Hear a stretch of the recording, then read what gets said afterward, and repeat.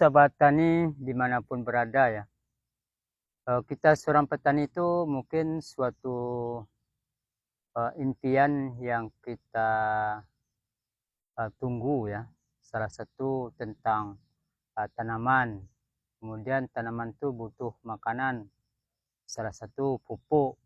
Namun kita seorang petani itu banyak sih pupuk-pupuk yang perlu kita lakukan ataupun kita aplikasikan ke tanaman sawit tersebut. Tetapi aku sendiri cukuplah memilih di antara pupuk ini, yaitu pupuk Mega Brilliant NPK 18-18-18 Premium Fertilizer.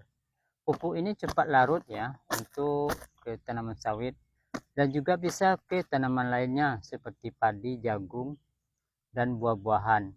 Begitu sahabat tani.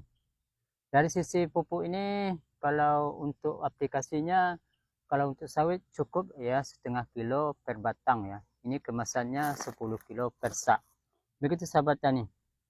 Dari sisi itu, itulah aku mencoba ya pakai pupuk ini. Alhamdulillah dari sisi hasil buah berat gitu. Dari sisi musim trek dia cukup standar ya, treknya tidak begitu turun gitu. Begitu sahabat tani, kunci dari keberhasilan kita seorang petani itu ya harus rajin menanam, merawat, dipupuk, serta tetap semangat ya untuk menanam kelapa sawit. Salam dari Tani Tigo Awai.